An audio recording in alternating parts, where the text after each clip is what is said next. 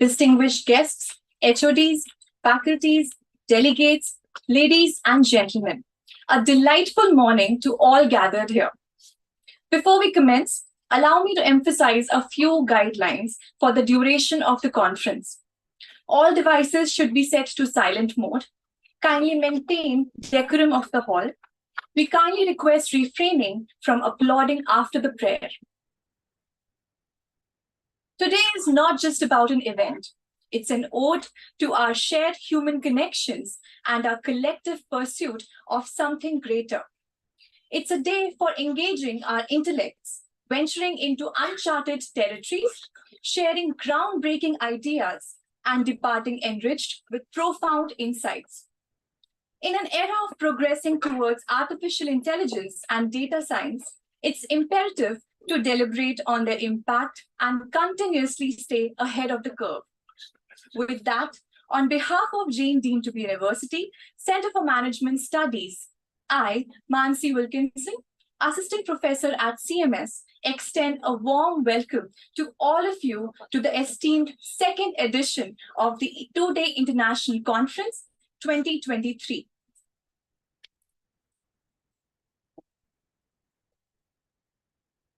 An auspicious event commences with sacred deeds, and nothing is more profound than seeking the blessings of the Almighty. Prayer purifies the soul, clearing our minds of negativity and aiding in the realization of our aspirations and dreams. Therefore, we respectfully request Baisakhi Ma'am to lead us in prayer. I invite everyone to rise for a moment of reflection.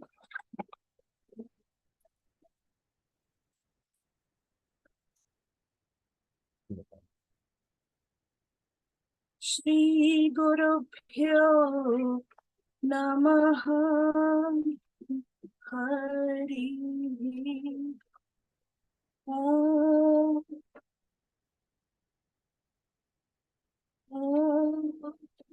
Shanno Mitra Shamvarunaha Shanno Bhavatvaryaman Shanna Indro Brahaspatihi Shanno Vishnurukramaha Namo Brahmane Namaste Vayo Tvameva Pratyaksham Brahmasi Tvameva Pratyaksham Brahma Vadishyami Ridam Vadishyami Satyam Vadishyami Tanmamavatu Tadbhaktaram Avatu Avatu Mam avatu vaktaram. Om Shanti, Shanti, Shanti.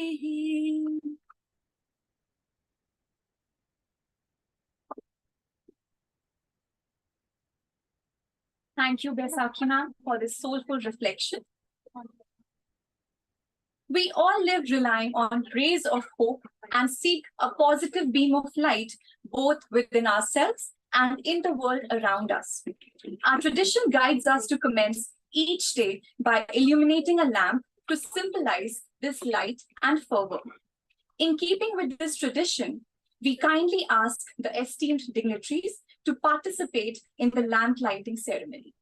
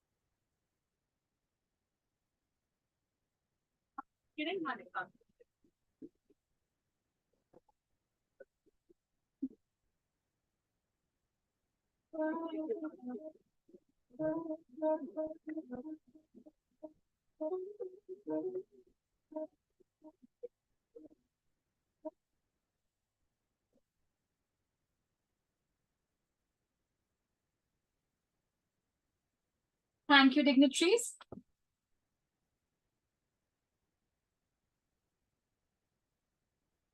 Jain, deemed to be university, has reached unprecedented heights in the field of education, established with the aim to provide quality education and entrepreneurial development.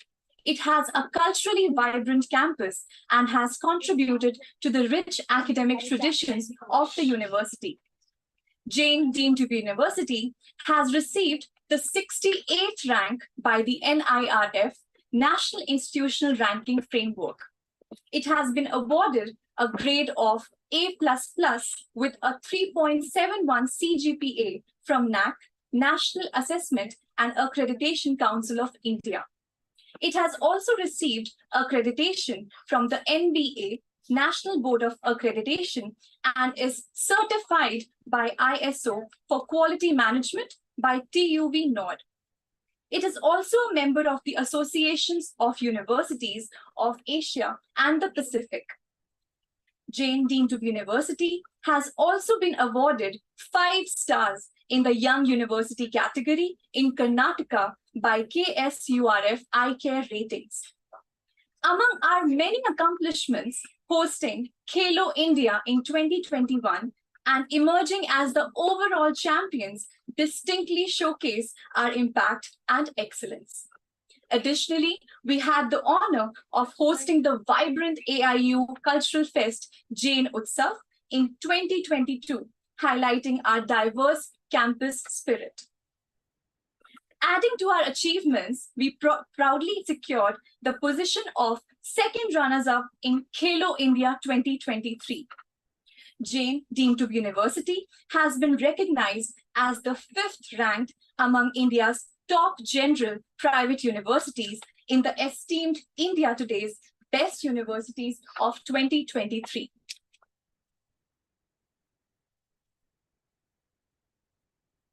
The only journey that matters most is the journey within.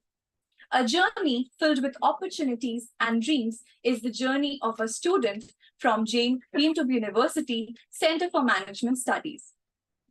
CMS is a top-ranked institution known for producing some of the best management graduates. Through an entrepreneurship program designed to spark creativity and a diverse range of socio-cultural activities, students cultivate problem-solving skills, enabling them to pursue their ideas with a profound perspective. It holds the position of overall ranking 9th, placement ranking 4th, and academic excellence 5th across India as recognized by India Today. JUCMS is ranked number 1 overall ranking in India, number 1 among top BBA private institutes, number 1 among top BBA private universities, and number 1 among top BBA institutes for placements in India by Times BBA Educational Ranking Survey for the year 2023.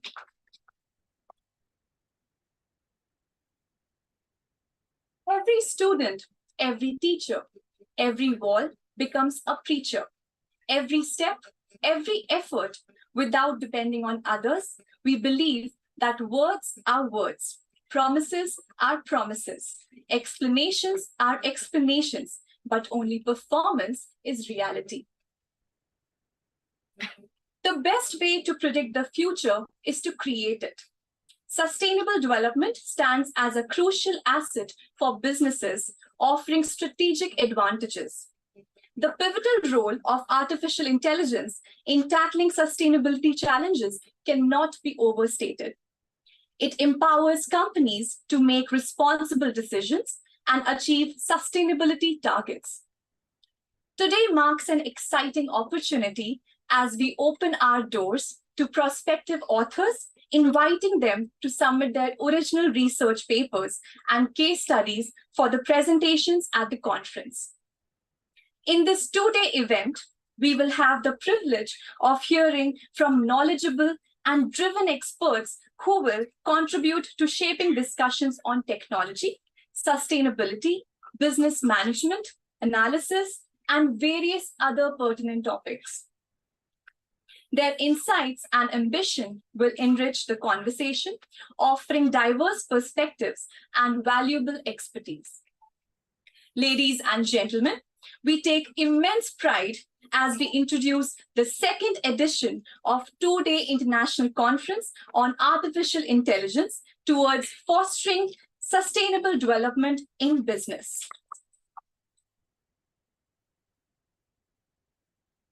It's now our honor to invite Dr. Kiran Mane, convener of the Conference Center for Management Studies, Jain Deemed to be University, to deliver the inaugural speech.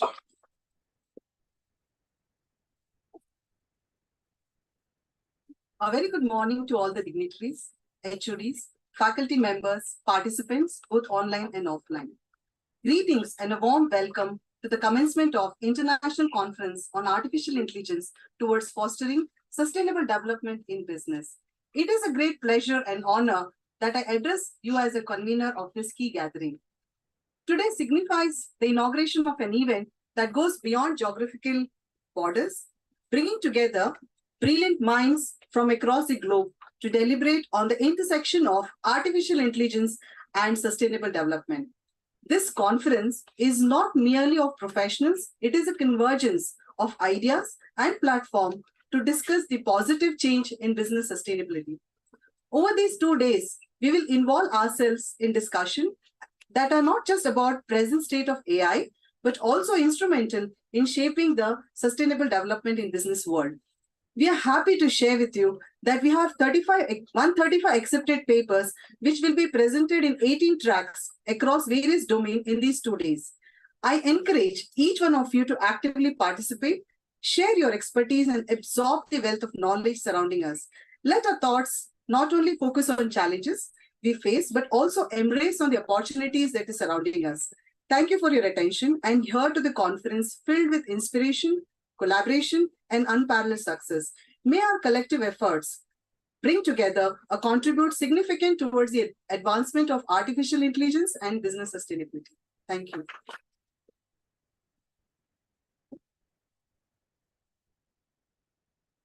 Thank you, ma'am.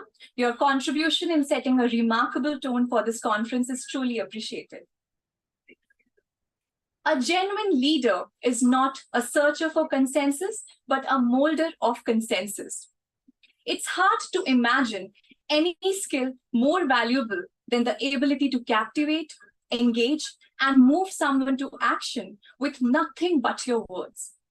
The beginning of the uncountable discoveries began with these few words stated by him. He is known to be an extremely disciplined, dedicated, and efficient person with a warm personality and years of experience in the field.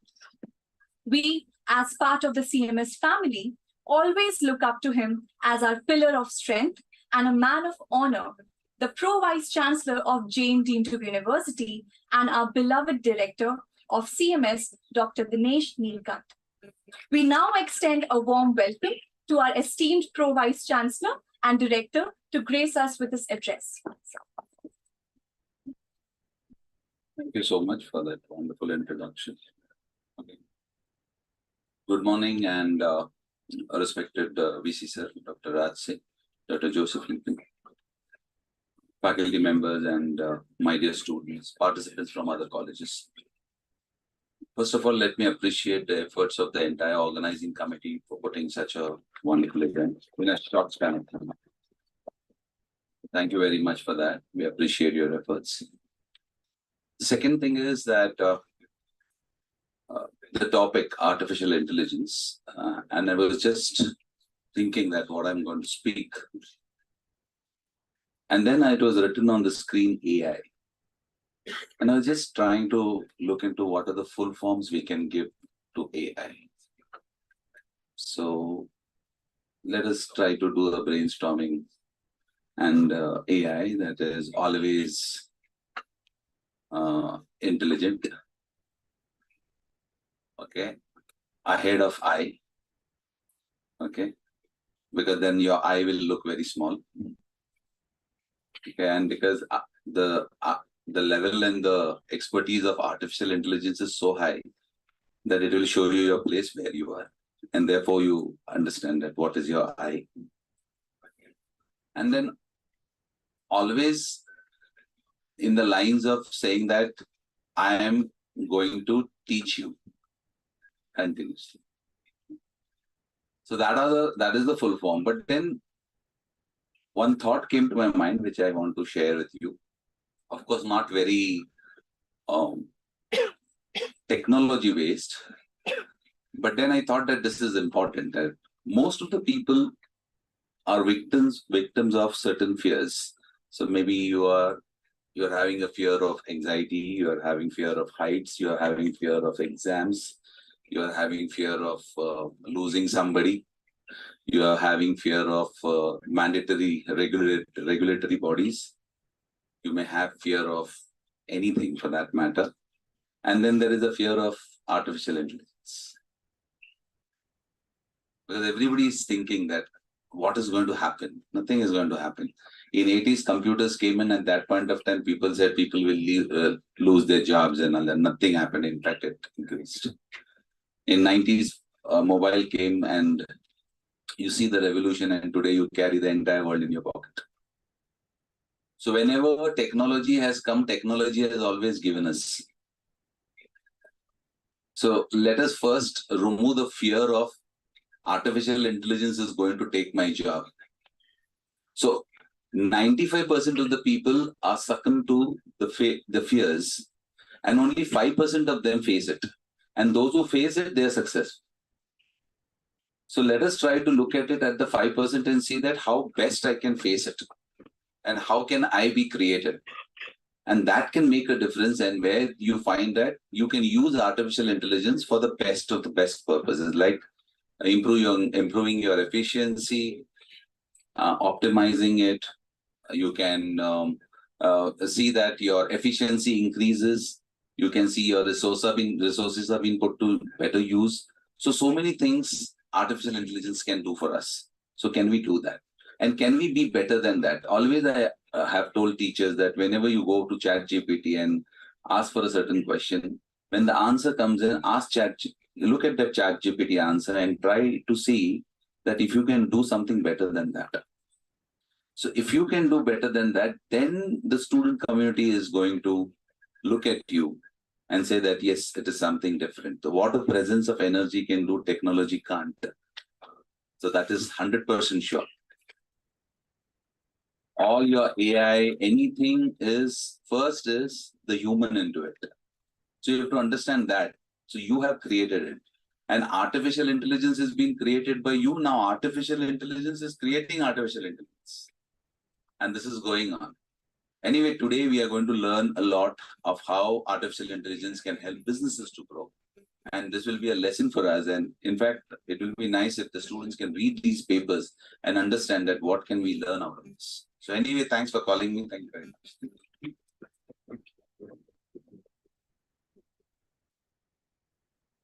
Thank you, sir. Your address has been truly thought-provoking, setting the stage for enlightening conversations. As famously quoted by John C. Maxwell, a leader is someone who knows the way, goes the way, and shows the way. In this light, our esteemed Vice Chancellor, Dr. Raj Singh, stands as a beacon of inspiration, setting an exceptional standard for Jain deemed to be university. With a career spanning over 42 years, Dr. Raj Singh's journey has nothing been short of a remarkable journey. Starting his illustrious career in the Indian Air Force, he became the first CFA Chartered Financial Analyst from the entire Air Force batch in 1993 and started his academic career in 1994. His path, painted with strokes of determination, transitioned from the defense forces to academia, where he illuminated his impact through various roles as HOD, Controller of Examination, Director General, Pro-Vice Chancellor, and Vice Chancellor at prestigious institutions like Amity University, Shobhit University, GD Goenka, and Rai Bara University, Punjab. Dr. Raj Singh's visionary approach redefined the educational landscape, revolutionizing the Indian education system with outcome-based learning, project-centric education, and interdisciplinary integration, all while adhering to CBCS standards. His influence transcends academia, extending to executive suites and influential corridors, where he served as the vice co-chair at the Associated Chambers of Commerce and Industry of India, Karnataka chapter, and provided advisory consultant roles to esteemed organizations such as KIOCL, EIL, GAIL, SAIL, TCL, Denso, Birlasoft, ONGC, and NTPC, showcasing leadership that traverses industry boundaries. His notable contributions have earned him esteemed accolades, including the Peter Drucker Memorial Award of Excellence, exemplary leadership in higher education by World Academics of Higher Education, India representative for BRICS One Degree Design Summit in Milan, and the recent Excellence in Education Governance Award in the education category by the London Organization of Skills Development, held on 3rd December 2023 at Lord's Cricket Ground. Please join me in extending a warm and heartfelt welcome to our distinguished Vice Chancellor, Dr. Raj Singh, as he graces the stage today, embodying the spirit of transformative leadership and inspiration. So.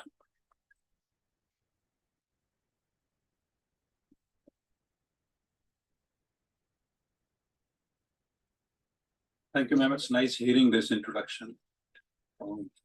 Quite embarrassing as well, sitting in front of you. Our honored chief guest, Anita ma'am, a keynote speaker, Joseph Eapen, the National Pro-Vice Chancellor and Director, CMS, my faculty colleagues, dear delegates, researchers, scholars, students, ladies and gentlemen. At the outset, I congratulate Dr. Dinesh and his entire team for organizing this conference, particularly the organizing committee. I do not know how many months they've been working for, weeks they've been working for, and what efforts it takes to put in this kind of conference in place, I can very well imagine. And so ably supported by the student teams. Congratulations to each one of you. I also congratulate you on thinking of a very contemporary topic. Artificial intelligence towards fostering sustainable development in business. When two disciplines, seemingly quite diverse, come together, opportunities naturally expand. And so is the case in this conference. I'm sure over the next 2 days, a lot of deliberations will take place, and each one of us will stand enriched in terms of what we acquire from the conference. Let me try to talk briefly about these two topics separately. It was in 1798 that Thomas Malthus, he published his first article called Theory of Population. And there he talked about, this was an essay on the principle of population, where he said that population has a tendency to grow much faster than the resources. In today's world, when we're fast growing and fast growing beyond any imaginations, and nature having no time to regenerate, I think this topic becomes all the more important and contemporary. And that's what I said, dealing with something called sustainable development is of extreme importance for all of us. The term sustainable development as a term first appeared in official documents signed by 33 African countries in 1969, which led to a law being passed in US called the National Environment Policy Act, which would define the agenda for sustainable development for many, many years to come. And in this particular document or this policy, how they defined sustainable development was economic development that may have benefits for current and future generations without harming the planet's resources and biological organisms. I think that says it all, what we really talk in terms of sustainable development. Now, this theory of population and this definition or this act of the United States of America, these two aspects primarily shaped or characterized the famous 1987 Bird-Land Report, which was produced by Dr. Gro Harlan Bird-Land, who chaired the commission. And the report's title was Our Common Future. And then rest is history. We'll go for Rio Conference in 1992, which will talk about the environmental issues and sustainability issues. 2015 UN Development Goals or the Agenda 2030. And what we see today, that everything is being channelized towards attainment of sustainable development goals. Friends, I'm sure all of you have heard about Black Friday. This is towards the end of the Thanksgiving, which goes on the Western world, and often extends to the weekend, Saturday, Sunday, and many times even to the Monday called Cyber Monday. So it's very well extends to almost 4, 5, 6 days, almost a week. But very few of us know that what Adobe Digital Insights gathered in 2020, they had covered the Black Fridays up to 2019. And they said $7.95 billion of purchases are made on that day by the Americans. And you know, when this kind of purchases are made, you guarantee a return in case you don't like the goods and services. The returns alone, only the returns of the goods purchased on Black Friday alone, they add 15 million tons of CO2. Only the returns, not the purchase and the travel and the delivery of the goods, which is done by the company, which is equivalent to 3 million cars over a year. I'm just citing one event. And to counter this, there are many initiatives the world over, including some countries and companies talking about no purchase day, how to balance it out. As you're aware that fashion sector is the second largest polluter in this world. And an 80-gram mobile phone, when you manufacture, takes about 44.4 kg of resources. Now, this says it all that how industrial activities, whether in services or manufacturing, they are the main cause of pollutions and how we're using excessive natural resources. And if you look at, in terms of sustainable development, what we do today to benefit the current generation, the future generations, at what cost we are doing it. A few more examples I've gathered. Before I do that, artificial intelligence Today we talk about open AI, we talk about generative AI, so many terms. But do you know that how it really started?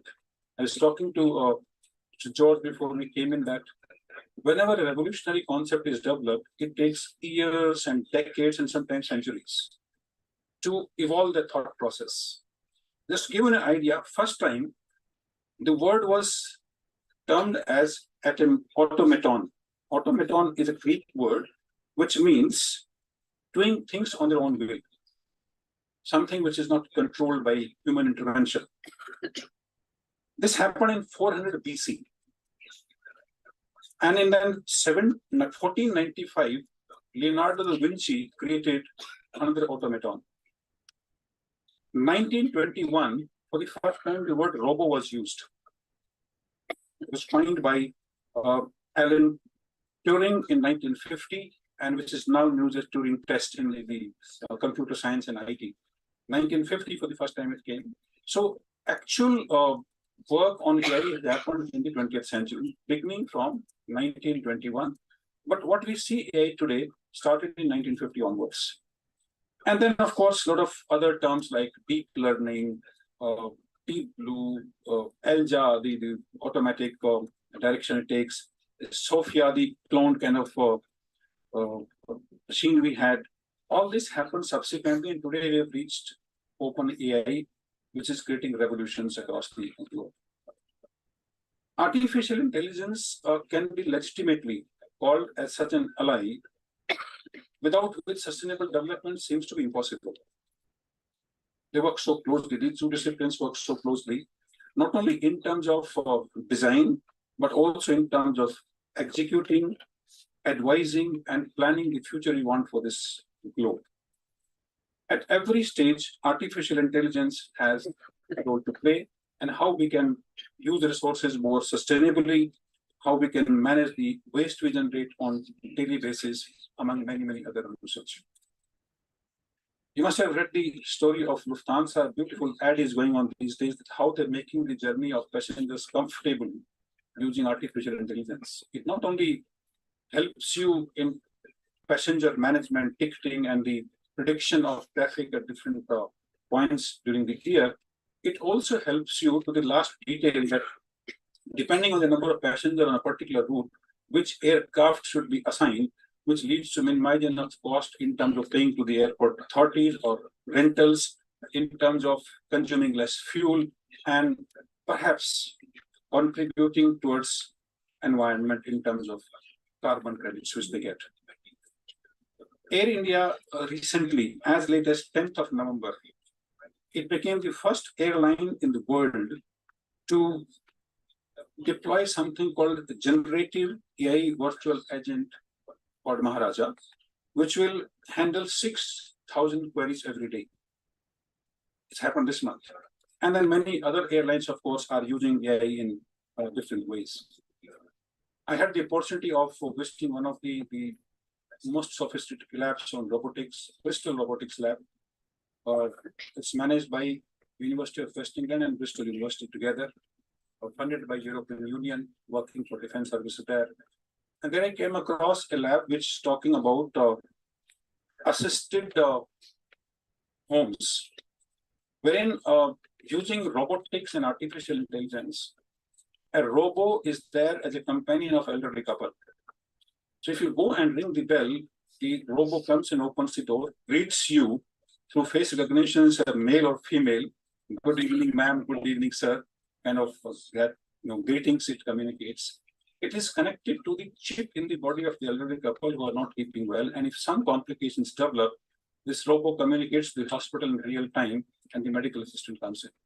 And by the time they converse with the guest, elderly couple catches up, and then it goes on. So architecture and design has been using it extensively in terms of designing smart homes and smart cities. Delhi Metro Rail Corporation, it handles 1.6 million passengers daily. It uses artificial intelligence in terms of ticketing, in terms of prediction of passenger traffic at different points in time, scheduling the trains, increasing the frequency, decreasing the frequency. it seamlessly manages. And with driverless trains coming in some segments of DMRC, it becomes all the more important. Signaling as a stream of engineering is completely based on artificial intelligence kind of technologies. I'm reminded of an outlet which was there in Gurgaon in 2012-13, and they used to serve something called the mock meat, and talking about food, how the eating habits can contribute to environmental issues. It's proven fact that harvesting of vegetarian food is more environment friendly than harvesting of non-veg food. And therefore, there's a movement across the world moving towards vegetarian food. Some New Zealand and Australia-based companies thought about mock meat, where it tastes like non-vegetarian food, but in fact it's vegetarian. And they're using technology like nanotechnology, etc. And this company was using artificial intelligence, again, to predict the demand for such kind of foods and plants production facilities. They had a central facility in Gurgaon serving to many outlets. And they were capturing university and college campuses where they serve the food. Friends, according to the Nature journal, AI could help 79% of sustainable development goals achievement in one or the other way. It means out of the 17 SDGs, if you look at, 79% of them become key tool. AI becomes the key tool with them in terms of creating a circular economy, recycling and other processes, building smart cities to make the environment more sustainable, and how these smart cities use their resources efficiently, how they manage traffic, and so on. Traffic management is one of the major areas where artificial intelligence can be used to avoid traffic jams. It can be used in tunneling machines in terms of processing up to 3,000 inputs in case they see some problems or some bottlenecks in the process of tunneling. Recently we have had this tragedy. Imagine if this kind of techniques can be used, some of the errors could be predicted and increases life and the difficulties to them could be avoided. And in traffic management, as I said, they keep on suggesting alternative tools. It's also used in power generation. Through AI, we can predict the availability of capacity in terms of power generation, and we can tune it according to the peak demand kind of situations or low demand kind of situations, and accordingly minimize it.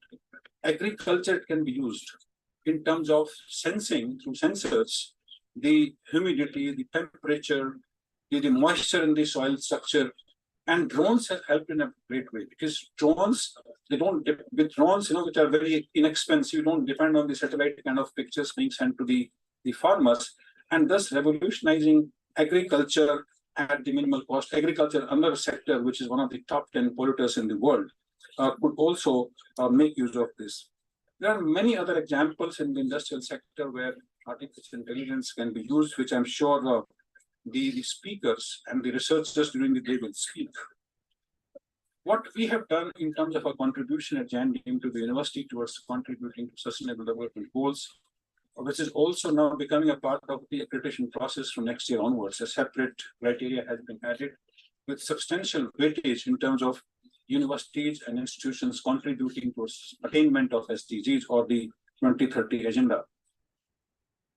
Every PhD topic, every project to be applied for funding, every major project, new programs, seminars, conferences, any activity we undertake, one question we definitely ask ourselves that how it is contributing to attainment of SDGs. This small effort will bring a change wherein each one of us thinks in terms of this global agenda which is driving the efforts, energy, and resources all across the world. And I see some stunning results. Last month, we had a conference which was held on wildlife forensics. This was organized by the forensic department and we have center on biodiversity and climate action called Quebec, which attracted researchers from both these areas from across the country and the world, and some very interesting discussion took place. I think this seems to be becoming the trend where an academic department and the research center will organize conferences jointly, and in the process contribute towards more interdisciplinary education taking place. As I said in the beginning, when two or more disciplines come together, the canvas expands. We can paint anything we want on this. We develop free willing, we develop an understanding of relevance of my discipline in the other areas. And thus, we're able to think of that what kind of solutions I can provide based on my research and academic achievements for the society, the community, and the industry, which is the real, I think, the purpose of education, and particularly higher education, where we are being pushed as never before in terms of delivering by the innovation system of the country and the globe. The expectations are huge. People don't want to wait for a problem to occur and find solutions. The scientists and engineers are expected today to predict the problems which will happen a year or more from now and provide solutions in advance. It's no mean expectation. And therefore, the innovation system, and in that, university system has to respond accordingly. I was reading somewhere that by 2029, there will be only two types of companies in this world. One who adopt AI, and second who go out of business. 2029 is also the year we expected that AI will take over the human intelligence. It will supersede human intelligence. Now, if we are worried like this, I don't know what will happen in 2029, but to my mind, it only indicates a shift in the kind of work we do. The mundane work, the repetitive work would be left to technologies. And I think the human beings have to move up the level of skills and competencies to remain, and it's opening many, many more opportunities of more lucrative jobs, more paying jobs, the jobs that can create more value to the mankind and the standards of living. I'm sure many such ideas will come from the speakers who are coming from industry, the thinkers, the policymakers, researchers, and everyone, as I said, together will contribute to the objectives of this conference. I once again congratulate the entire team of CMS for organizing this conference. Thank you for having me. You always put me in a fix where I'm often an odd man out. You put me in the conference, which is of different areas, but then I learn from the speakers who are sitting in front of me, the experts, and pick up one or 2 points from here and there and put in the form of the Vice Chancellor speech, which is the easiest thing one can do. Thank you so much, and welcome once again.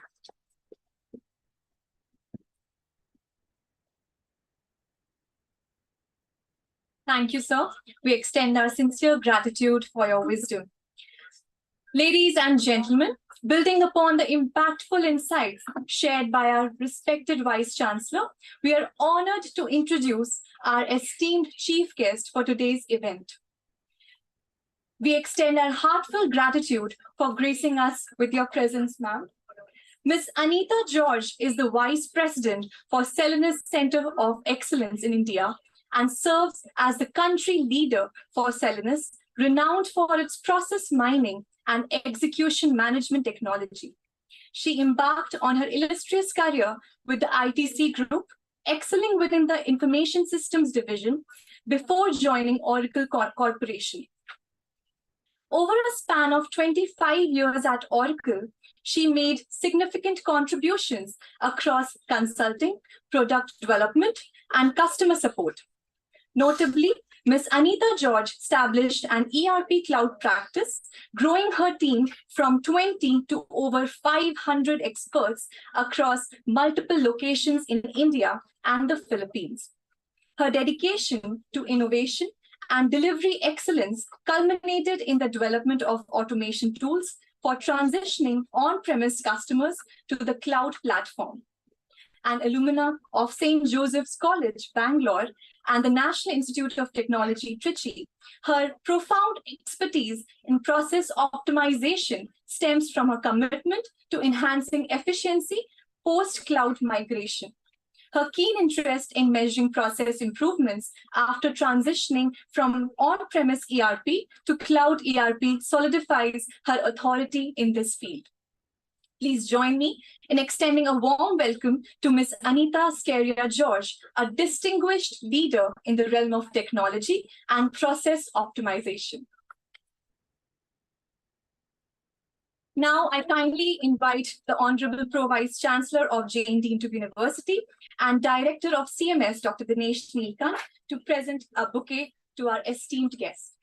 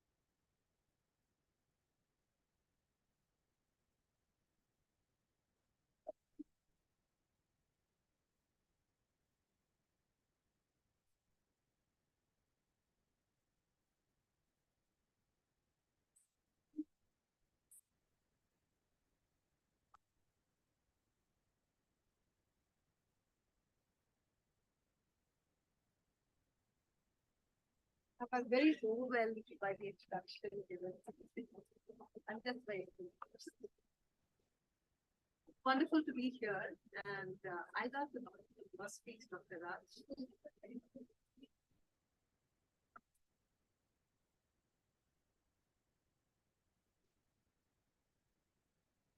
Hello. I learned a lot from your speech as well.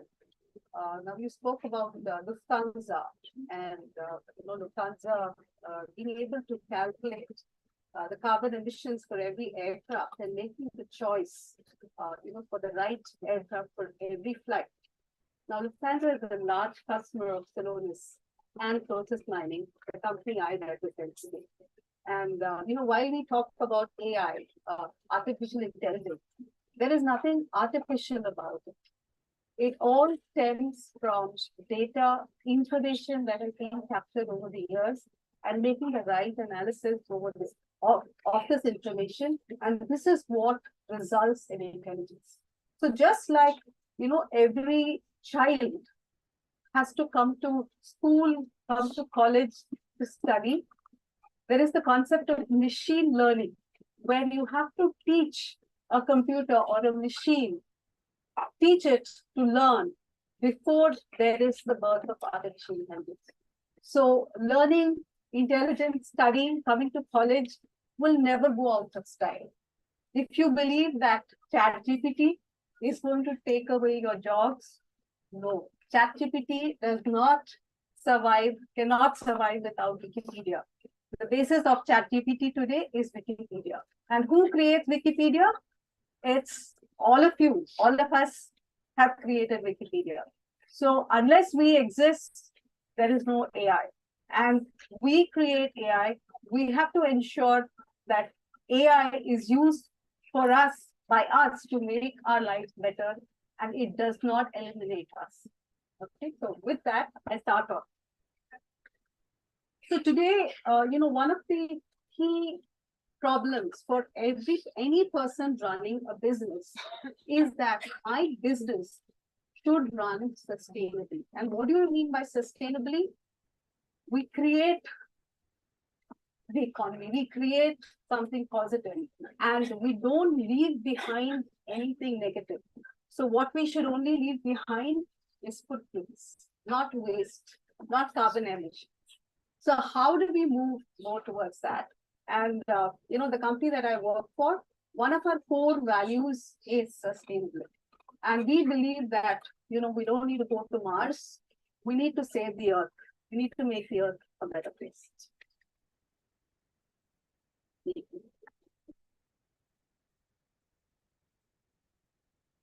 So how many of you have heard about process mining?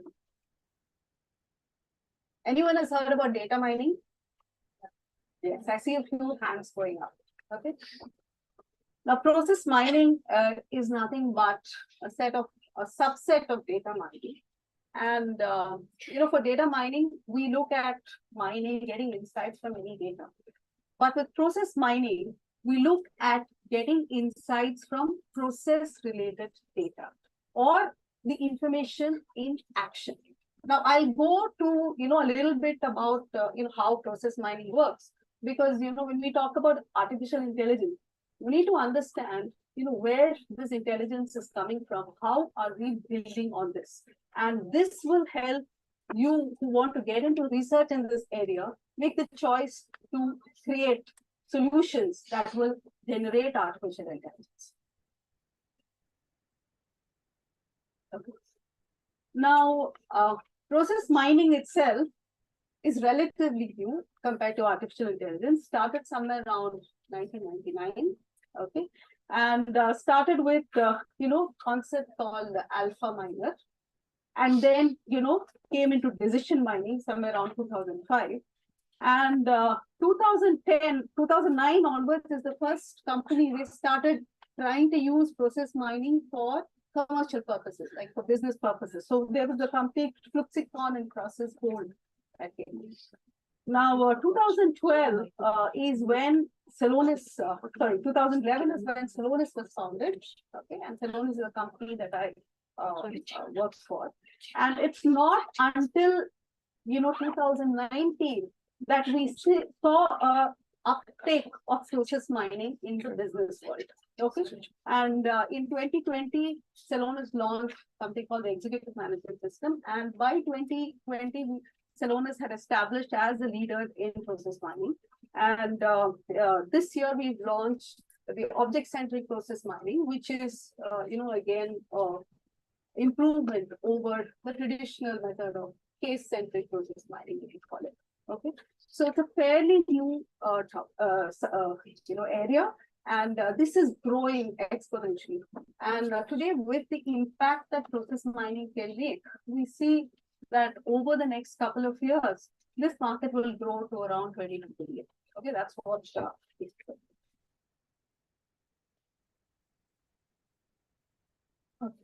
Now, today companies, they all have, it's heavily digitized.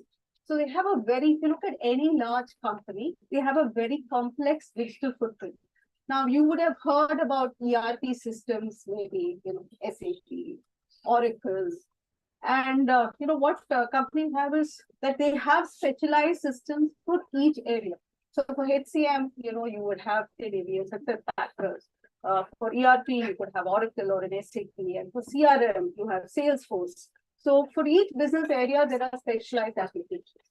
Okay, and and what has happened is that over a period of time, the digital footprint has become so complex.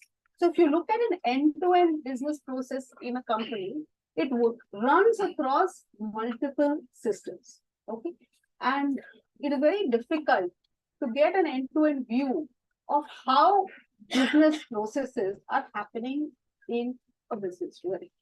Okay. So the other thing is, they've the onset of analytical, data warehouses, analytical systems, which pull data from these individual, the business systems, and analyzing this, that came about. But then, what has happened is that you still are not able to get process information out. How exactly is a process running? How, if you want to, look at, say, Uber, if you want, Lufthansa wants to optimize its flight track, it needs to look at the process end to end. How is it happening? Where, are the inefficiencies coming? And this is where process mining is, comes up. So the first thing that process mining does is extract information from the digital systems about how a process is running. Any process running through digital systems leaves behind the digital trail. Okay, simple thing. You make a call at your mobile, you access an application in your mobile. There is a log that activity has happened. Okay, so the information is extracted, and then this information is put into a process data map. Okay, now this is analyzed. So we have a complete network map that is created with this process information. And then, we can analyze. Once you have this end-to-end process map for multiple occurrences of a process, then you are able to evaluate how exactly a process is running and what the gaps are, where it is working well, where it is not working. Now, once you are able to do this, and if you mine a large number of occurrences of the process, then you are able to go into building intelligence using that information, and you are able to predict. You're able to predict where the inefficiencies are. When you are doing this point,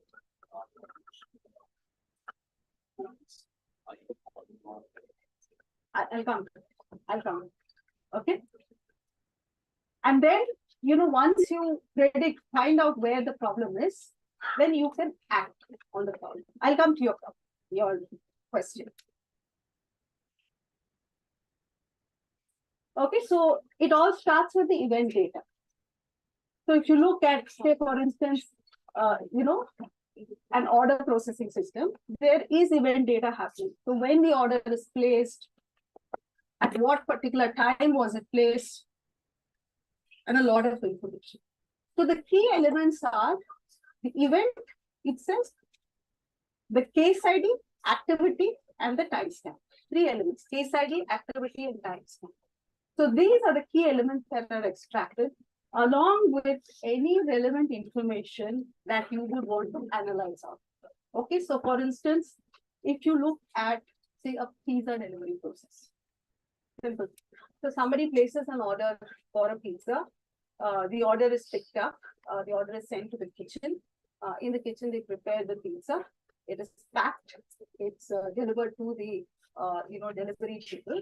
And somebody from Swiggy comes up, picks up the order, looks at the address, and delivers it. Now, in this process, if you analyze it, there could be a number of things. It can work seamlessly. The first time, get it right, everything works well.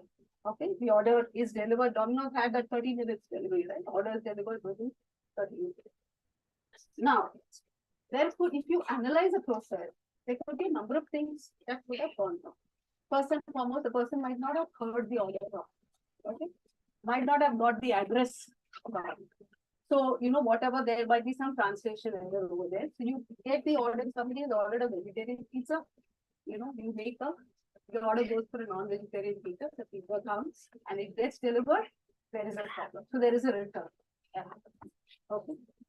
Similar thing is that the first time the order goes, nobody has picked up the order for delivery. So the pizza is not prepared and that is waiting. So when you look at a process mind output of this whole set of steps, you know exactly what is happening. What is the time between one step to another? Okay, what are the additional steps? Where is it going wrong? You are able to see that. And that is where your efficiency factor comes in. If you know the efficiency is caused by the place where the person who picks up that order for delivery, that information is not captured properly. Okay, or somebody places an order, their address, someone has to write down the address. So for writing down the address, it takes 5-10 minutes. And while writing down the address, there is a problem. So instead, if you can map the phone number to the address and it comes up, picks it up automatically, you just validate, you're saving time, you are reducing the inaccuracy. So such insights come out when you do process mining. Okay, so you design processes to work like this, very seamlessly. Now, there will always be some deviations.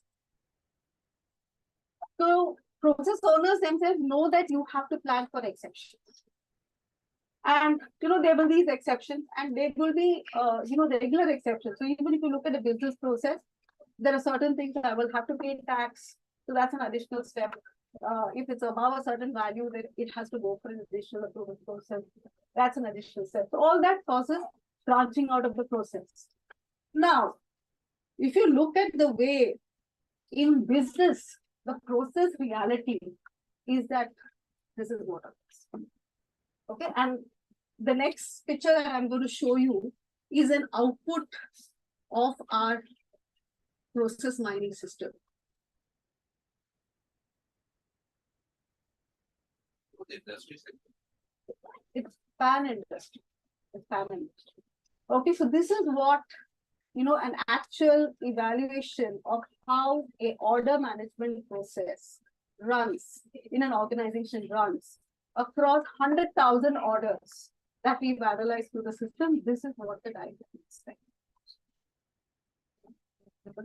So you don't realize that there is so much of complexity, but today with multiple digital systems, with bots coming in, there's also automation that is coming. So there are bots doing certain tasks and some tasks being done manually. So what has happened is that the whole system has become so complex.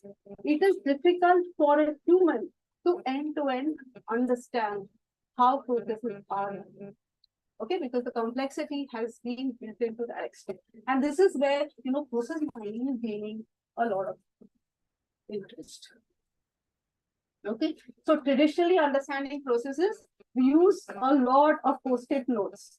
So interaction, then if you had, we are been through a Six Sigma exercise, everybody is, or a CMMI exercise, everybody is locked up in a room. They discuss each process, experts come together, and it's not weeks, months that, people are together to identify what is the process, what are the execution gaps, and to come up with that whole, process. With process mining, the whole thing can be digitized. As long as you have digital trails, the whole thing can be digitized. And for areas that are not digitized, what we need to do is create a digital trail. So there is a concept called task mining, which can be enabled on machine where you can track this digital trail, or you create a log either on an Excel sheet, create a log over 3 months of what are the transactions that is happening, augmented with the digital data. So what happens in process mining is information is taken from transactional system, data is fed into process mining, a digital twin of your process is created, and then we have an analytics layer over that, where you can measure your KPIs and measures. Standard process or you have like So this, we have a complete platform that does it in terms of, connecting to the platform, extracting data. So we have extractors from standard systems. So the relevant information is fed into the platform. Yes. And so we have it for the core processes in industry, like the financial process, the procure to pay, order to cash, all these, processes we have. But for, any other process, we have the capability to get the information into a platform, define, the data model that is needed for analyzing it, and do the analysis. The engine will do the analysis, create your process map for you, and using the analytics layer, you can drill down and, analyze your process.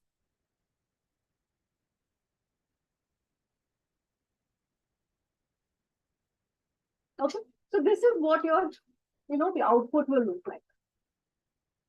And if you can drill down and look at one individual process or, a set of processes, it will tell you from one step to another step, how long it has taken, between one step to the other step.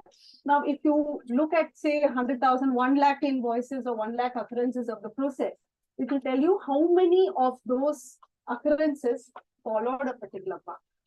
So how many were straight through processing with, nothing? How many, what percentage of it had to have this deviation? Okay, what percentage of this led to return? Okay, so where I'm getting at is, where the inefficiencies are creeping in, where there is waste. the result is not going in your favor. So you have again reframe the processing. Yeah. So if the result is not going in your favor, you know what you need to fix. So you know that 50% of the orders are The returned. entire manner they've gone for. Yeah, the entire thing, the effort has gone. So you then drill down and say, what kind of items are returned? What is the reason for return? Is it because of the quality? Is it a set of, buyers, purchasers are returning the item? Okay, so then you would want to put their rating, look at their rating in your system and, tackle that problem. So it really tells you where you need to focus your energies on to improve the problem. Continuous process or you have it. Yes, it's a continuous. So what you do is you get the data feed and you can get the data feed to be near real time or periodically feed in the data from a transactional system When you decide and then the monitor process it. fuck up. So see, that's up to you. So what we have is we can analyze and we have KPIs that measure how the process is running. And you can evaluate for yourself how the process is running. And once you are satisfied that yes, it's running optimally, but there will always, we see this, the environment is continuously changing. Okay. So even though once you reach a level, there could be an environmental change that happens, which again impacts the process. So you would want to, it's always a continuous thing and change.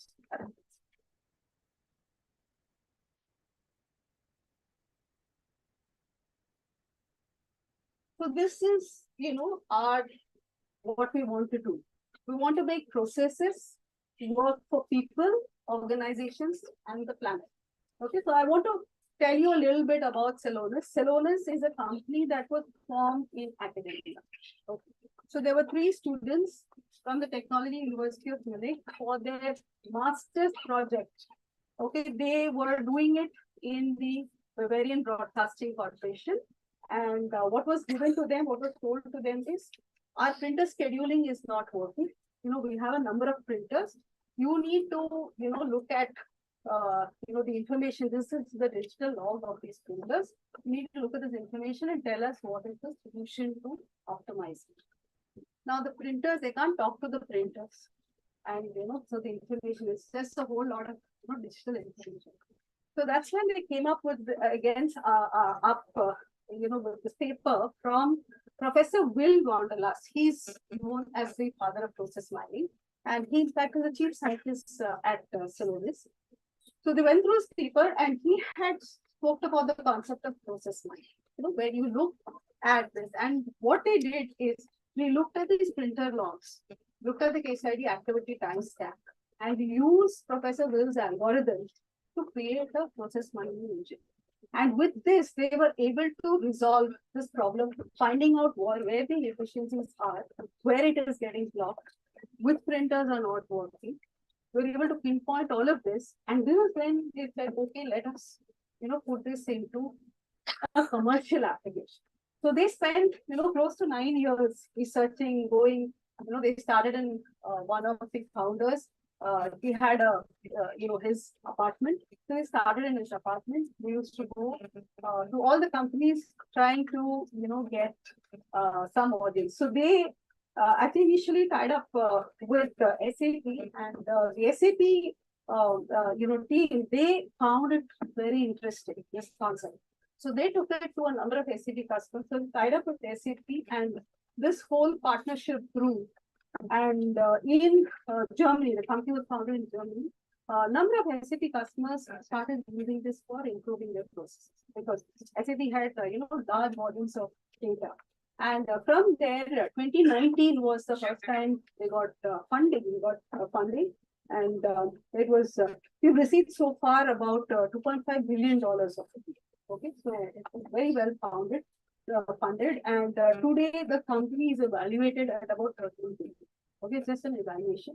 But the fact, what I wanted to tell all of you is that one idea can inspire such a big students.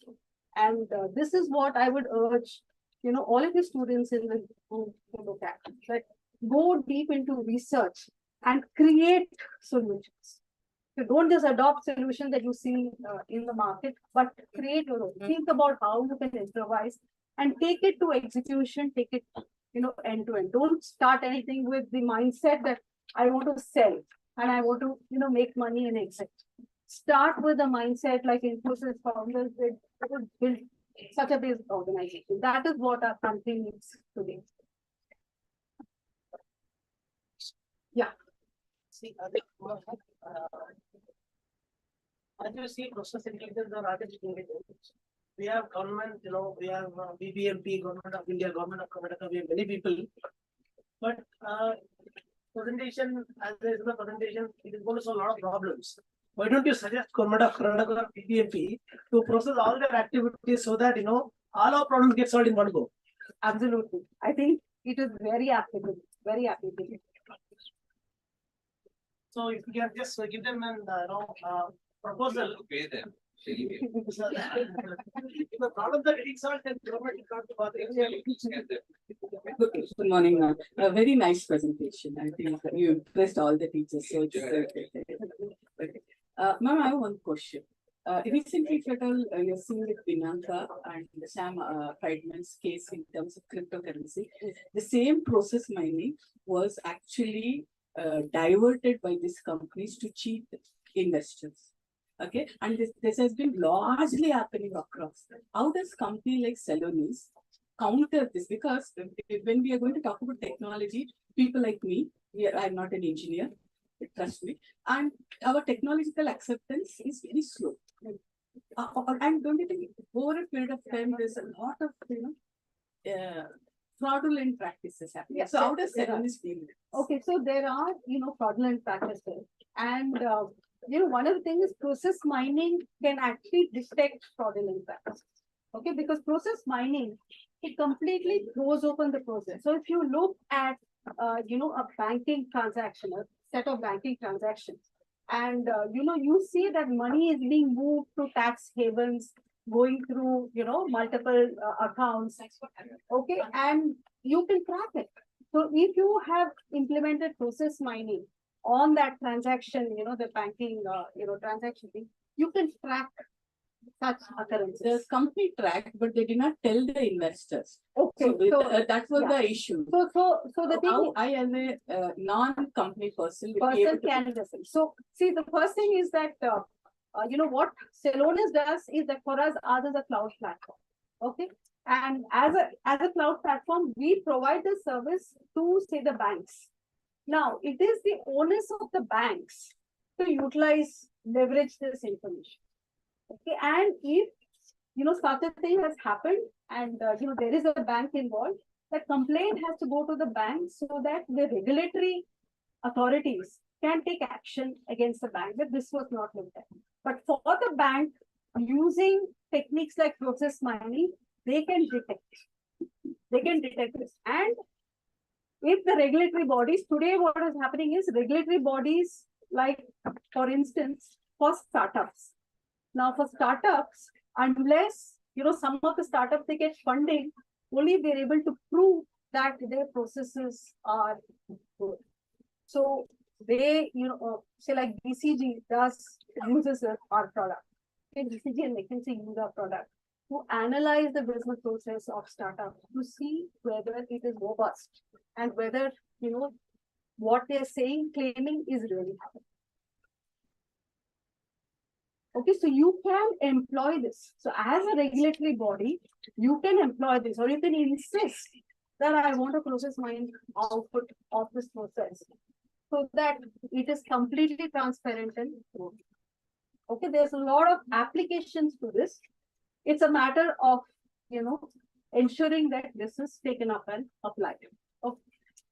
Now coming on to the sustainable spend. Okay, sustainable spend is one thing. Professor, talked about sustainable spend. So today, there are applications like EcoVadis, which do a supplier rating. They rate suppliers by their processes. Are they running their operations sustainably? And if you are using sustainable methods, sustainable practices, and you have all the sustainable criteria, then you are rated high as a supplier of that product. Okay. Now that supplier information, using Celonis, you can tie in with your purchasing information from your purchasing system.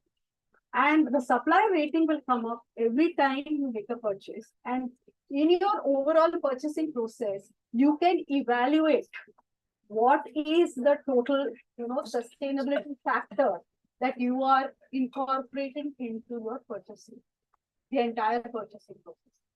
What percentage of your purchases are from sustainable suppliers? What is their rating? And sustainable, suppliers might charge a premium. What is the impact on your, production or in your organization if you pay a premium for your sustainable practices? Okay, you might have to change the pricing of your product. So you can do all of that analysis using a process planning. Okay, but the thing is, the idea is that you have to look at the use case. What is it that you want to track? Okay, define the KPIs on the platform and then track. And you can make decisions, Now there could be that some suppliers don't have the ESG rating there. So you might want to insist that, yes, suppliers, please fill in the ESG rating. And this would make suppliers more conscious about, this whole aspect of sustainability. And to your point, ma'am, this is what we as consumers should, do. That force our suppliers to make sure that they give us these ESG ratings. In fashion retail, today there are a lot of fashion retailers who give this, especially for very high valued products, they give the sustainability card certificate. That this is, and such purchases, people are preferring to, buy such products.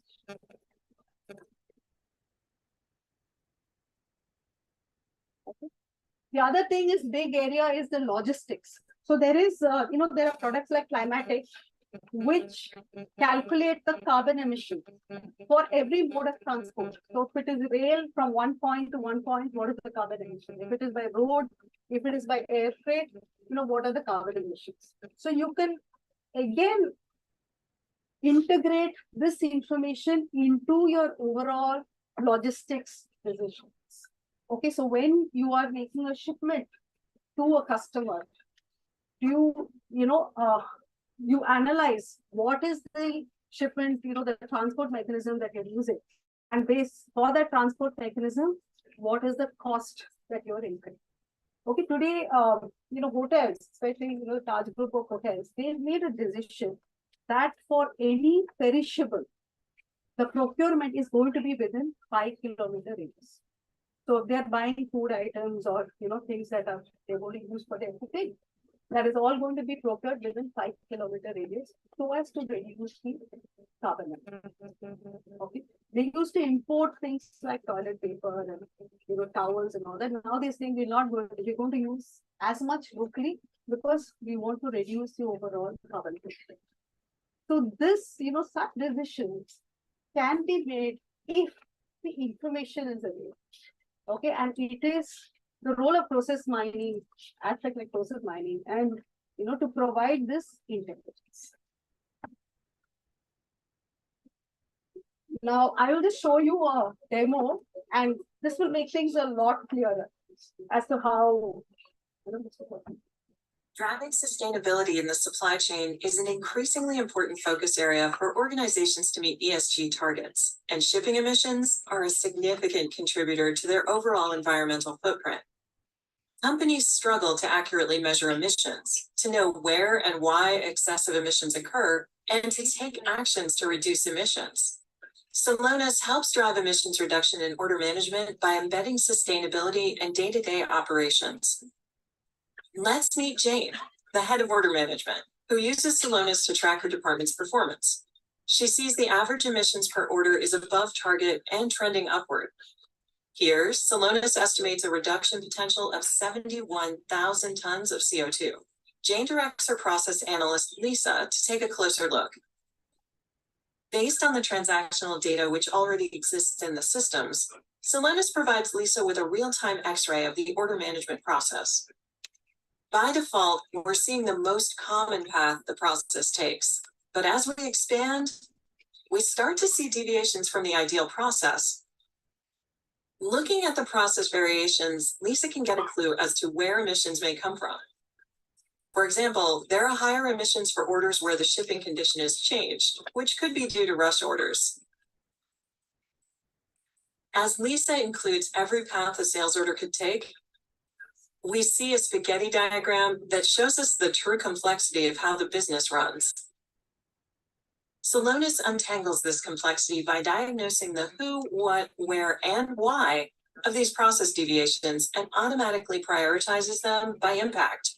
The top inefficiency, rush orders, leads to increased costs and emissions, an additional 37,000 tons of CO2 per year, due to the use of air freight, which has a much higher emissions profile than any other mode of transport. As we see here, this is related to credit blocks delaying order processing, which adds pressure to deliver on time. While some credit blocks are reasonable and necessary to minimize financial risks, there are also unnecessary credit blocks for customers with good payment behavior that take a lot of time and cause frequent rush deliveries. Celonis can address this with intelligent automation. Let's take a look at this automated workflow. It detects orders with credit blocks and late delivery risks, and then analyzes the associated customer's past payment behavior. For reliable customers, the credit block is automatically removed and the customer is informed.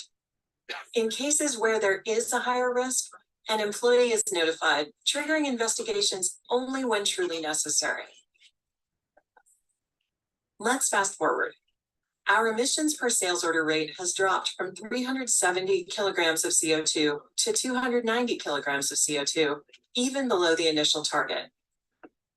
By applying process intelligence to the data to drive intelligent action, Celonis has enabled the team to improve sustainability performance for the company.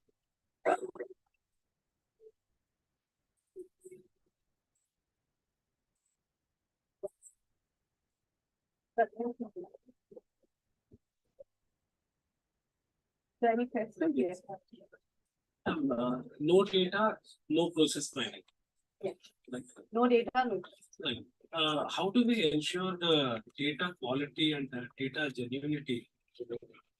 Are there any large state? It is only by constant mining analysis of the data that you can ensure data quality. So with data mining, this, ensuring the quality of data is something that's very important. It's a responsibility. Organizations have to take responsibility for ensuring the quality of the data. Now, the good thing about process, if you wanted to process mining, is that even if your process is not digitized, you can start over a period of time, keeping track of what are the steps that you're doing, what is the time, and I think in an orderly fashion, and create a log of, the processes in case what has happened. Now, this log, even if it's in a simple Excel spreadsheet, you can, pass it through a process mining engine and then analyze it to get your process. Okay, so this is very simple explanation of data. But today, the problem is not that, there is, you can't do this, but the fact that a lot of the data, integrity of data is a question. Okay, across systems, because of these multiple systems, it's very difficult to, come and find out the relationship. The way a customer name is stored in one system, in a CRM system, might be different from the purchasing system. Okay, so the master data management, there is a lot, that needs to be done, on the data itself. But I think that unless we take a step towards improving the quality of our data, we will never be able to improve the process and, have the right answers. I'm Dr. Sara, and yesterday morning I had a class of statistics and supply chain management. So I was discussing case study with my students, and I could relate the same subject. So my question is, how important is the process mining for manufacturing unit or for the logistics? Because when we talk about the sustainability, so is the sustainability more important for the manufacturing unit or for the logistics company, like third party logistics or fourth party? I think it is for both. It is for both. Okay, because today when you look at the calculating the carbon emissions, you have to do it end to end throughout your entire process. So the carbon emissions are not, are there in the material, based on the material that you consume. Where are you procuring the material from? Okay, if you're procuring it from, close by, versus if you're importing it all the way from China, the carbon emissions are going to change. So you have to start by making your decisions right in terms of the manufacturing raw materials that you use, then the manufacturing process itself. Okay, the process itself has got, a lot of waste, a lot of other things coming. So all that has to be tracked. And to be honest, today, ERP systems are not tracking all of this. So this additionally has to be an exercise that companies do, because if they want to prove their carbon emissions, today, government will soon come up with regulations that, you have to meet criteria for your carbon emissions. And when that comes up, then companies will have to prove their data. So at that point in time, they would need to prove this. And the logistics part is important because transporting, from an order. Now, a company might look at decentralizing based on, consumption from which the different quarters of their customers. Where are their customers, largely based? So rather than shipping, all the way there, should we set up a plant over there and manufacture it? So if you look at, the chocolate manufacturers of Switzerland, Swiss chocolate manufacturers, they have large consumptions in areas like Malaysia, Thailand. They've set up plants over there to, manufacture the chocolates there. So remote production. Yes, so remote production. So these are decisions that are driven by really analyzing your data. And when you make decisions that, with keeping sustainability in mind, sometimes the cost factor has to go.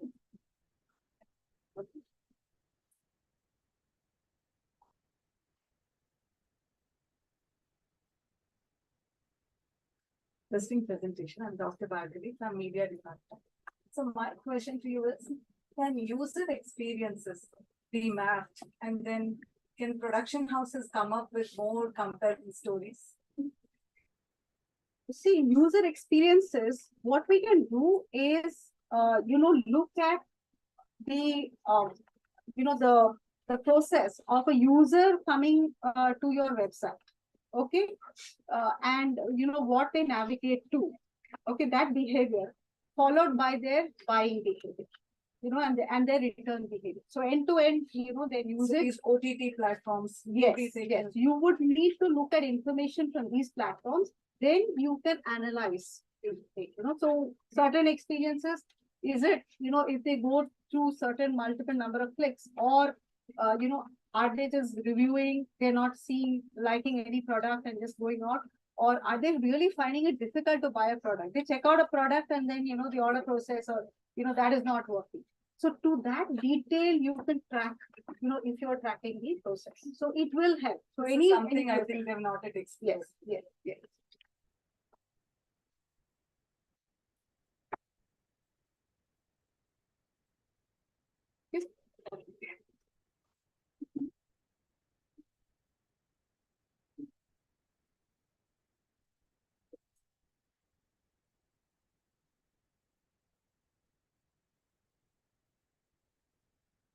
Thank you, ma'am, for your insightful presentation. Your expertise and wisdom have added immense value to our event.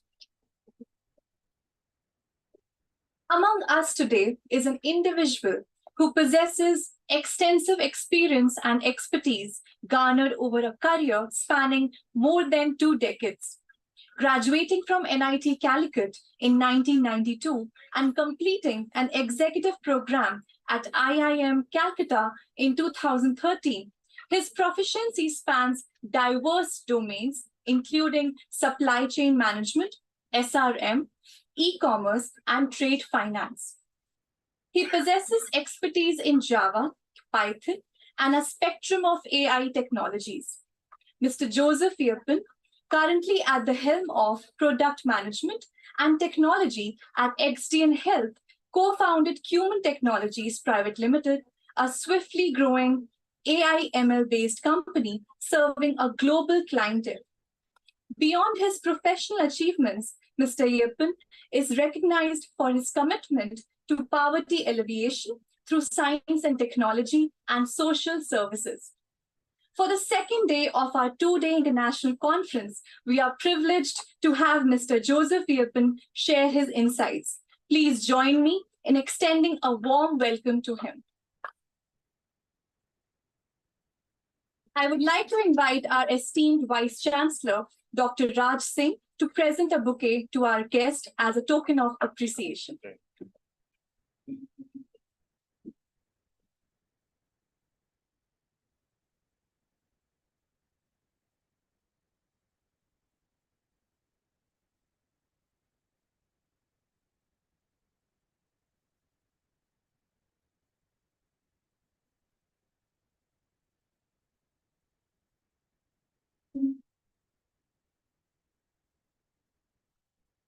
Yeah,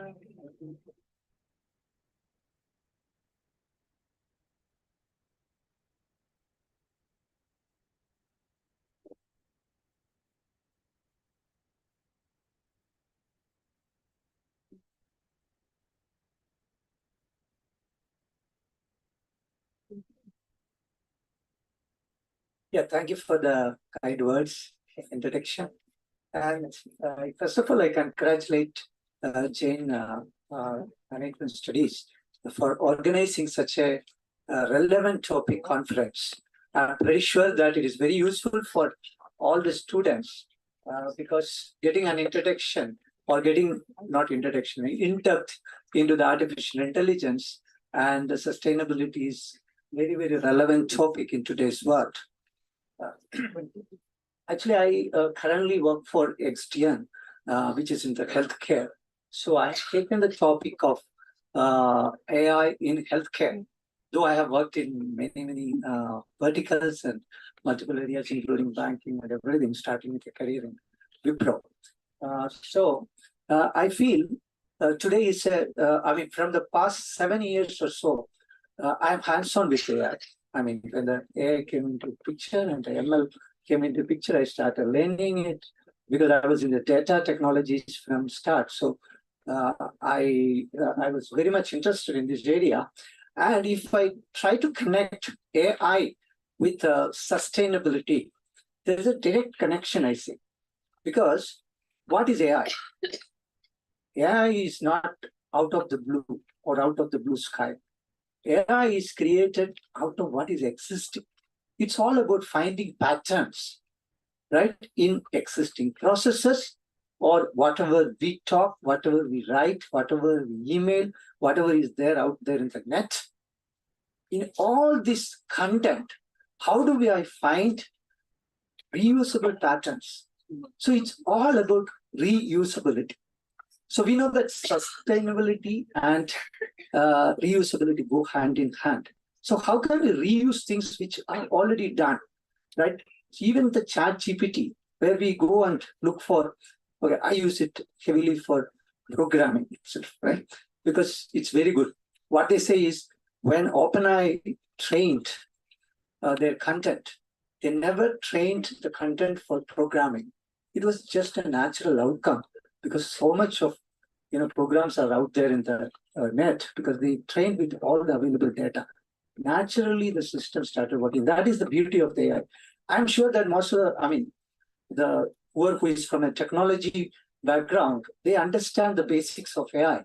And the basics of AI is not revolutionary. It's very, very simple to understand from an understanding perspective. But the outcome is revolutionary. That is what actually shaken the world. Because even when the generative AI, now the 4.0 is out there, OpenAI. So even the creator was not knowing what it can do. Only by testing they are able to do. That is the power of AI, right? So let's go deeper into one second. You can see this. I'm showing a picture. I'm sure that most of you may have seen this photo, right? This person is very familiar, right? Yes. He's a Sam Altman, who is the CEO of the OpenAI.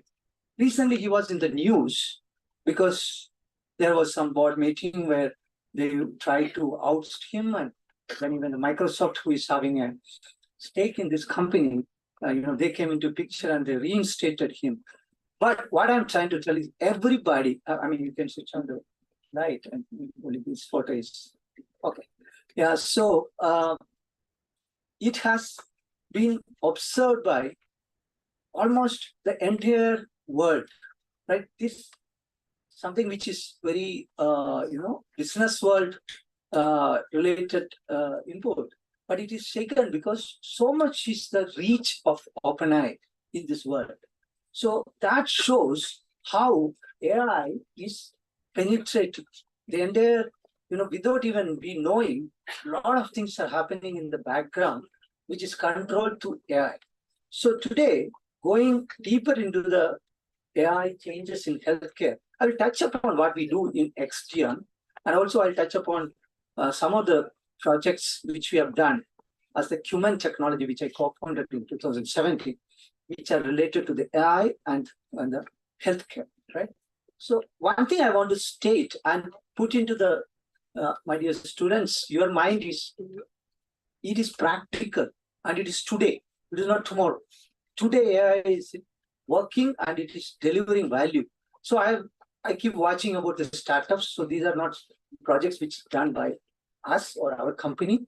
This is out there as startups. So I've just taken some representative examples to show the power of AI in the day-to-day healthcare requirements, right? So let's go one by one. In the medical imaging, okay, take X-ray. What I have seen is the European Union has approved a clinical use of AI system. It's called ChestLink. You know how stringent the European Union's measures are, much stringent than even the US, right? They have approved use of AI for consuming or for interpreting the X-ray. And the way which the ChestLink, that company, has done is they have trained their model with 75 non-diseases, abnormalities like edema and tuberculosis, etc. 75 non-diseases. And the beauty, the way which they use, this is again important. If you're doing any new ideas in startups or anything, it's not just technology. It is also about how the idea can be practically used. Because Anita was talking about how practically, some use case became a very industry required solution they could build, right? So same way, if you start thinking about problems, how do we solve it? In this case, how cleverly they have solved this, they are not predicting any of these diseases. If you read further, you can see they are using this to see that, okay, this X-ray doesn't have any of these anomalies, hence you are free to go. So only the patients who are not having any of the issues, that is automatically identified by this system or this, the network code system, which is trained in the AI. And then it says, okay, you can go. How it benefits? It actually, again, directly benefits. They say the 2/3 of the world population does not have access to radiology services. And also another relevant point, it takes 8+ years for training a radiologist. And typically 80% of the X-rays are normal. So which means you free up so much of capacity.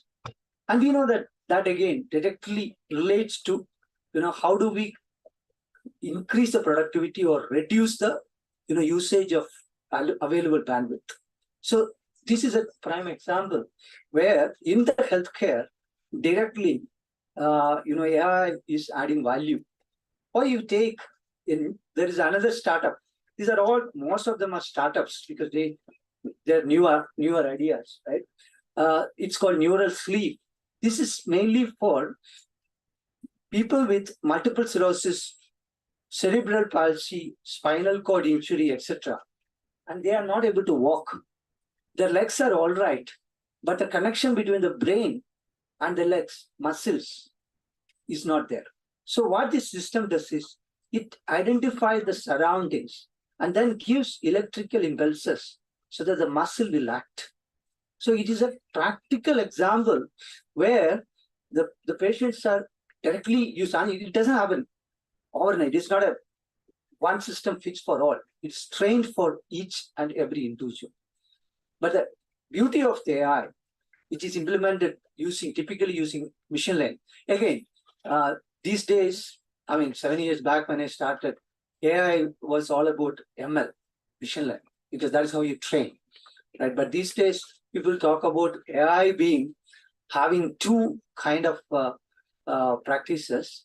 One, it is called predictive AI, which is the traditional AI, which may be using ML algorithms or deep learning algorithms which are neural network based, right? Or then the second part is the generative AI.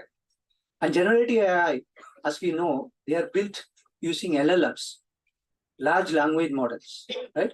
And these large language models, we all are familiar with OpenAI, ChatGPT, because we may be consuming that, but there are now so many companies, even today, Google has announced their LLM model. So every company is now coming up with their own language models.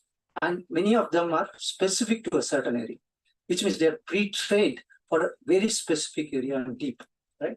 So these are changing today's world and today's healthcare systems.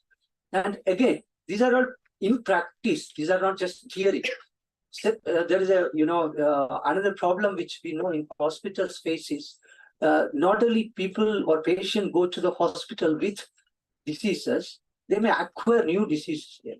That's a big problem, not just here, everywhere in this world. So they say in Duke University Hospital uses sepsis watch, which keep a track, or they try to predict whether an inflammation can lead into sepsis. Sepsis means it can lead into death. I mean, they say it's responsible for 1 in 3 hospital deaths. So, there's a system which is multi-output Gaussian process RNN with real-time validation.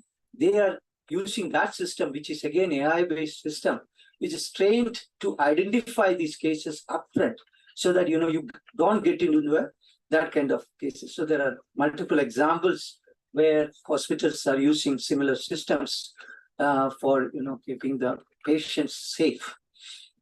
And this is very interesting, right? It's a nursing assistant, which is a robot itself, but it is trained, and also when it is faced with unfamiliar task, it can request for guidance. So this is again Moxie, which is used by many hospitals in the US, right?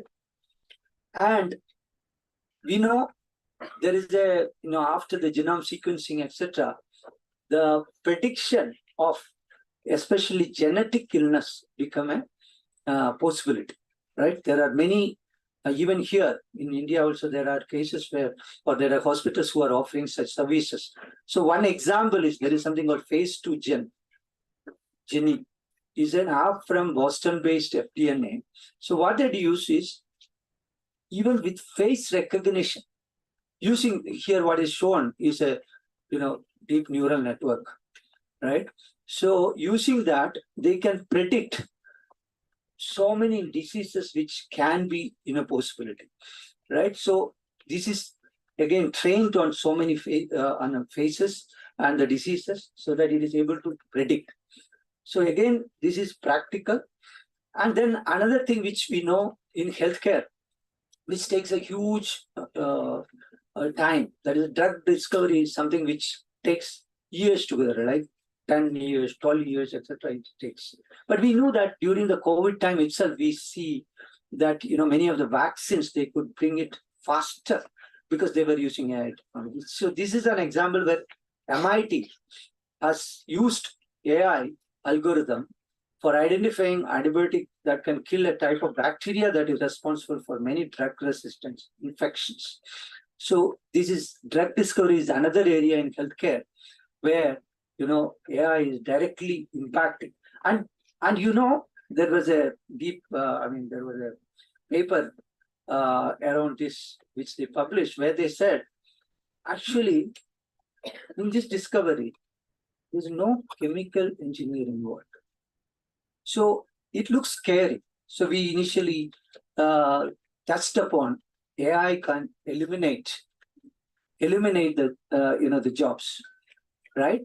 It could be, but I would say other way to look at it is democratizing new invention, because even people without technology background can bring technology solutions, because it's very easy to prototype and model it and then roll it out, right? Which was not possible earlier. Huge companies, large enterprises only could experiment their ideas. We can only feed in their ideas. In our early days, there were many companies who were requesting for ideas, and we can just submit it and think that okay, they may take it. No, today it can be done. because that is where, again, AI is giving a huge capability to people. So that is the way to look at AI in a different way, where it is not about eliminating the jobs. It is more about empowering people, empowering students, right? So it doesn't limit your capability. You can leverage on this so that you can build many better solutions for the world, right? And another area is the precision medicine, where we know personalized medicine are used in many cases, especially in cancer treatment, etc.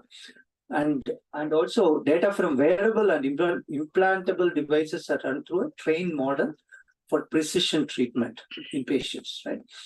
And then somebody touched upon this, like virtual assistants, right? So again, virtual assistants are now available, which are trained on conversations, and then it will guide the patient regarding doubts regarding medication and doubts regarding which doctor to meet and so many things, right? So that is another area in healthcare where AI is adding value.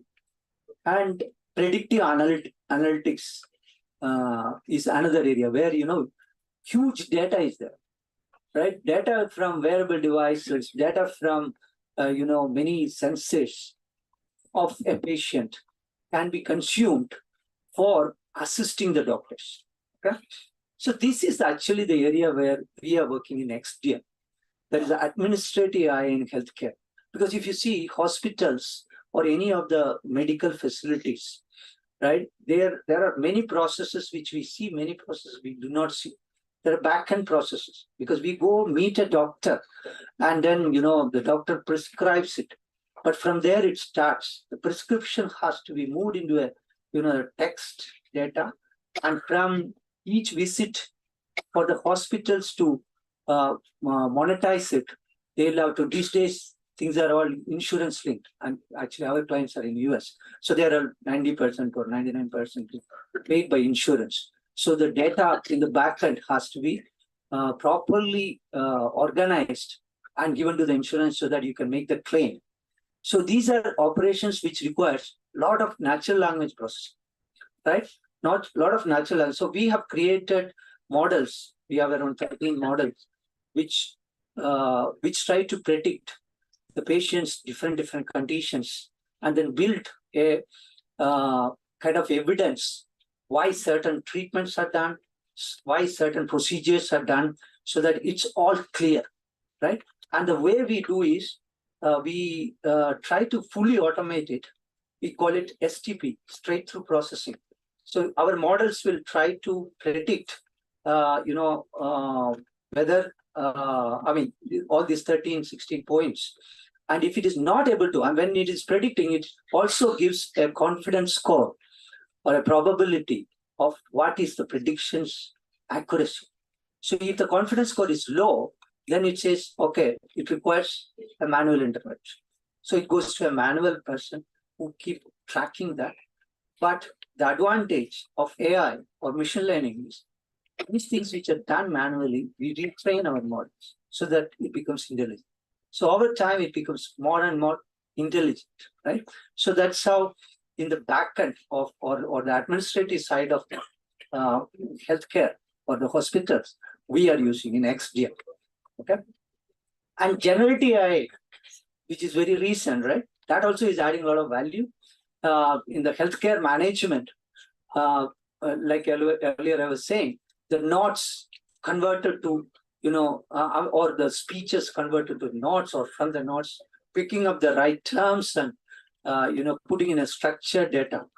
Or in the marketing, sales, consumer distribution, or quality and safety, synthesizing and recommending, whether we are adhering to certain regulatory requirements, and so many things can be done using generative AI. And then for the consumer, again, feedback, summarization, etc. So these are some of the use cases of generative AI. In fact, we also use generative AI even in the prediction. When our models can't predict, then it uses OpenAI to predict,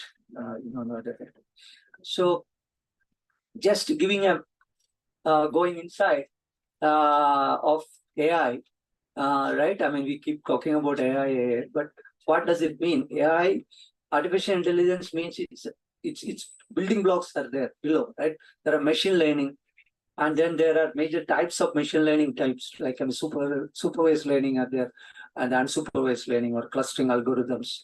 And then another question is, many times when you predict or whenever you are using these AI models, one of the biggest issue is explainability.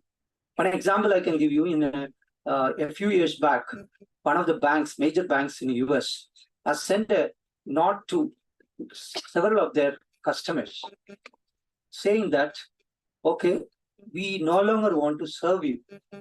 Okay, you just let us know to which bank we should be transferring your remaining balance, or should we give you a check or DD or whatever, right?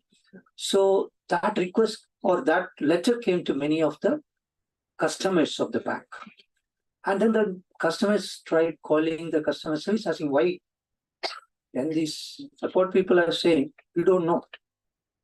An algorithm which is used by the bank has said that probably these people are likely to do fraud, or maybe it is not profitable to have business with them. So for any reason, if the system has predicted that these customers no longer may be useful for us. So that is how. So that is the explainability. So these days, all the data all the predictive models try to do one thing is, can we explain why we arrived at a certain decision? It can be a binary decision, or it can be a various clustering or whatever. So those decisions we need to figure out how that is arrived, so that even nowadays there are regulatory requirements also to show that, okay, why we are arriving at something. And the deep learning, like we were saying, showing some of the pictures, deep learning is all about neural network, which is having several nodes or several layers of nodes, right? Which become more accurate. Because if you look at the machine learning and the AI, why it became popular now? Because Dr. Raj was telling, machine learning or AI was long time back, it was discovered or tried. But why today it is becoming pervasive? Why it became very practical? The main reason being, see, the ML models, the machine learning models, which random forest and Gaussian and such models has a limitation on learning. Because when you throw data beyond certain volume, the system will not be, or the algorithm will not be able to learn, because it reaches a saturation. Whereas in the neural network, what happens is the deep learning algorithms, you can learn. You can learn and learn and learn. That is why even today, the OpenAI or ChatGPT, they were able to train the system. Because one more thing which happened in the generative AI space is, see, one major hurdle in the machine learning space is about labeling. Because we know to train the system, it has to be appropriately labeled, right? Because if you are trying to predict the salary, or if you are trying to predict the house prices, or if you are trying to predict the demand, consumer demand, we have to feed the system first with all this data. So unless we have a prehistoric data or trained or the labeled data, you can't teach this algorithm, right? Whereas in the generative AI, how they came up is there is something called transformer algorithm. Again, this is a technological advancement where what they do is take a sentence, take a text sentence. Okay, you try to say that, okay, try to mask one of the word, and then the algorithm will try to predict that word, which means you don't need to label anything. So you can keep giving any text, and then the system start learning by itself. Because if it is not able to predict properly, then it will adjust the weightages and then reattempt. Right? That's how the algorithms are. So then it converges at the least cost. And that's how generative AI becomes so powerful, because you don't require the label data. And if you don't need to label, data is there everywhere. So that is the revolutionary thing which happened. I'm just giving you some inside story. And some 2 case studies also I just want to touch upon, which as a part of the Qment technology, which I co-founded, we did. I mean, it's not a product. We did some projects. The first one was for a mental health monitoring system. It's for a European company who was who was doing online gaming, right? In Europe, online gaming is allowed. When here it is allowed, but there for money it is allowed. So one of the problem or one of the regulatory requirement was the onus of the gamers not getting into trouble. If trouble can be, they will lose all the money and whatever. I mean, it can be even lead to suicide and things. So the responsibility was given to the gaming company, saying that you have to manage, you have to understand. So what we did is, when the gamers or the users try to chat with the customer support person, our chatbot is used. So it keep tracking, and then it will try to predict. We call it in a gaming terminology, it is called definite tell. Definite tell means the person is going into trouble. So the customer support person is advised, better disconnect. So he'll be told, no, you can't play anymore. And then has to disconnect. Or it may be a definite tell, or it can be indefinite. I mean, gray tell. Gray tell means unknown. So then the system will say, okay, better the customer support person talk to this and see whether they should continue. So this is something which we did for some company there. And then another for predictive analytics. This is for COPD patients, chronic obstructive pulmonary disease patients. This company had something called spirometer, which measured the lung capacity. It's a Bluetooth-enabled spirometer, and then it's a wearable devices, and then the data comes from also an app. And for chronic obstructive pulmonary disease patients, what we do is for remote monitoring. So the data from all this is collected, and then it comes up with charts, which is not consumed by the patient, it is consumed by the doctors and nurses for remote monitoring. And then it will try to say, okay, there is a chance of exacerbation. Exacerbation means there's an attack for the lung, attack is likely. So the patient will be advised immediately to get into the hospital. Or it will predict that, okay, the current, everything is okay, they can continue with the medications, or maybe a hospital visit in a near time is required. So this was going through a clinical trial in Sweden, actually. So here I conclude, it's a short presentation, but what I want to convey to you as dear students, I would say AI is there to stay. And one of our professors were telling that, by 2029, AI is going to take over. But anyway, this is not something to be feared. AI is there. It can be an assistance for us, right? And many of the repetitive tasks will be automated. That is for sure. So don't aim for repetitive tasks. Look for creative things which can be done today, building on these building blocks, the AI technology, which is democratized, or people can reach to the this very easily, and then try out. So look for ideas, practical ideas, mark your daily routines, figure out what is missing.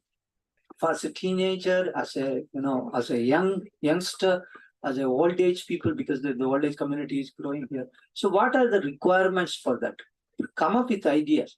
Trying out the idea is much, much easier today because of the technological advancement. So that is where there is a great scope for all of us. Okay. So any questions?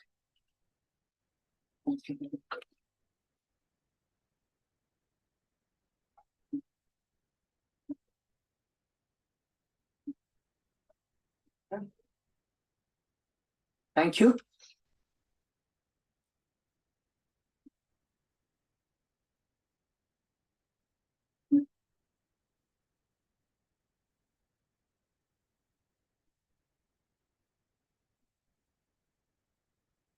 Thank you, sir. Your insights into the use of AI in healthcare have bestowed upon us a wealth of knowledge and wisdom to carry forward throughout our deliberations.